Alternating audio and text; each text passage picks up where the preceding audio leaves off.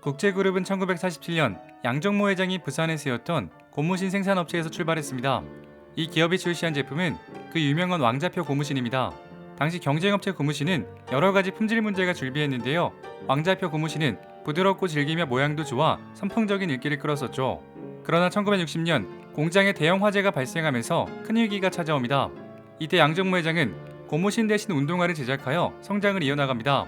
산업화가 시작되고 국민소득이 늘면서 자연스럽게 고무신 부대는 운동화의 수요가 높아지던 시기로 왕자표 운동화는 많은 사랑을 받았었죠. 이 운동화는 국내 최초로 미국에 진출, 싸고 질 좋은 운동화를 인정받으며 불티나게 팔렸습니다. 1970년대 미국의 마라톤 전문지에서 최고 품질의 운동화로 평가받기도 했죠. 그리고 1975년 국제그룹은 정부로부터 종합무역상사로 지정되었는데요. 삼성물산, 대우실업, 쌍용산업 다음으로 국내 네 번째 종합상사였습니다. 당시 모든 기업들은 종합무역상사로 지정되기를 간절히 원했습니다. 정부가 수출을 장려하던 때로 종합무역상사로 지정되면 은행이자는 7%만 내면 되었습니다. 반면 일반 기업은 그보다 2배인 15%의 이자를 내던 때였습니다. 종합무역상사로 지정된 이후 본격적으로 몸집을 불리기 시작, 조각무역, 국제종합기계, 연합철강 등을 인수하고 호텔, 건설업까지 진출합니다. 80년대 초반 양정모 회장은 소득 수준이 높아진 국민들이 나이키, 아디다스 운동화에 관심이 많다는 것을 인지하고 국산 신발 브랜드 프로스펙스를 선보였습니다. 당시 프로스펙스는 나이키, 아디다스에 밀리지 않았고 교복 자유라임 입어 학생들에게 큰 인기였습니다. 학교에서 신는 운동화는 부의 상징으로 등골 브레이커의 기원이었죠. 고가에 속하는 라인으로는 나이키, 프로스펙스, 아식스, 미즈노 등이 있었고 프로월드컵과 타이거, 아티스 등이 뒤를 이었습니다. 특히 검정 바탕에 노란 줄무늬가 있는 타이거는 이중 안전핀으로 유명했죠. 이뿐 아니라 국제그룹의 계열사 조각무역은 리바이스 청바지를 국내에 도입하여 판매하기도 했죠. 이처럼 80년대 초반 국제그룹의 이상은 그야말로 하늘을 찔렀습니다. 21개의 계열사를 거느린 재계순위 7위까지 오른 대기업으로 성장했습니다. 1982년 서울국제무역 박람회에 설치되었던 국제그룹의 전시관의 규모는 국내 원톱 현대그룹의 전시관과 규모가 비슷했습니다.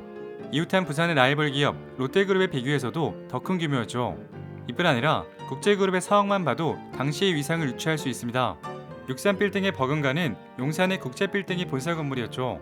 당시 국제그룹의 위치는 현재의 롯데그룹과 거의 유사한데요. 부산을 거점으로 성장했으며 재계순위 등을 고려해볼 때 딱 들어맞는다는 평가가 많죠. 그리고 이렇게 승승장구하던 국제그룹은 하루아침에 문을 닫고 말았습니다. 국제그룹이 해체된 시기는 1985년 전두환 전 대통령 시절이었습니다. 전두환 정권은 국제그룹의 주거래 은행이었던 제일은행을 동원하여 단숨에 국제그룹을 해체했습니다. 재물구조가 부실한 국제에 더 이상의 자금 지원은 곤란하다는 게 은행의 발표였죠. 용산 사옥 신축으로 인한 자금난, 건설업 적자 등으로 부채가 자본군의 9배가 넘는 방만한 경영을 했다는 것이 해체 이유였습니다.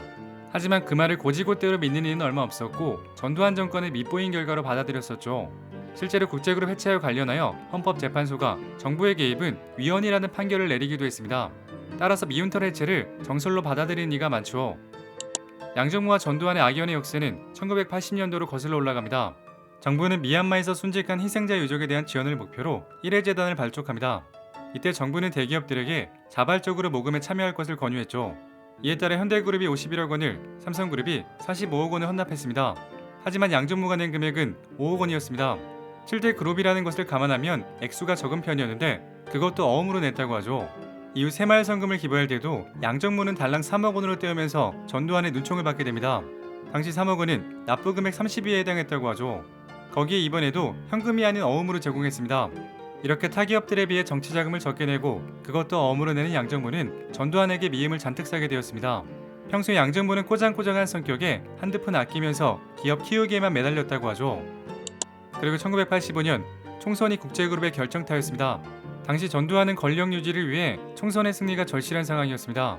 이에 재계 협조를 구하기 위해 재벌 총수들을 소집하여 만찬을 열었습니다. 하지만 부산에서 출발한 양정모는 폭설로 항공기가 연착하여 늦게 도착하고 말았습니다. 헐레벌떡 뛰어들어온 양 회장에게 전두환은 우리 국제 양 회장님은 어디 외국이라도 갔다 오셨나요? 라며 눈치를 주었다고 하죠.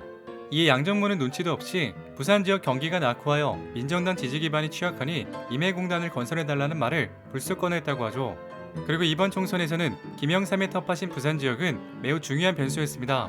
전두환은 국제그룹의 기반인 부산으로 직접 내려와 양정모 회장에게 선거를 위해 힘써줄 것을 부탁합니다. 하지만 공교롭게도 양 회장의 막내 아들의 사식구제와 겹쳤고 아들의 제사를 지내기 위해 하루 만에 부산을 떠났습니다. 이를 들은 전두환은 대통령인 내가 부산에 있는데 멋대로 여기를 뜬다며 분노했다고 하죠. 이렇게 전두환에게 찍힐 대로 찍힌 상황, 총선에서 신민당이 부산 의석을 모두 차지하자 모든 분노는 양정모 회장에게 향했습니다. 제1은행의 국제그룹의 발행어음을 모두 부도 처리하라고 지시했으며 국제그룹 해체가 신속하게 이루어졌습니다. 총선이 끝나고 9일 만의 일이었습니다. 양정부는 그룹 해체 사실을 발표 30분 전에 통보받고 이게 다 내 탓이다, 운명을 받아들이자고 말했다고 합니다. 설상가상 양 회장의 부인은 녹내장으로 눈이 멀어가고 있어 미국 병원에 수술 예약을 해놓은 상황이었습니다. 수술 시기를 놓치면 영영 앞을 못 보는 상황임에도 정부는 출국을 시켜주지 않았습니다. 결국 양 회장은 완강히 버티다가 각종 경영권 양도문서, 주식매매 계약서 등지에 도장을 찍게 되었다고 하죠. 양 회장의 장남은 당시를 다음과 같이 회상했습니다. 그들은 부친을 도장 찍는 기계처럼 여겼다. 그렇게 양정모의 국제그룹은 몰락하고 말았습니다. 한일합섬이 프로스펙스를 인수했고 동국제강은 연합철강을, 극동건설은 건설과 증권사를 인수했습니다.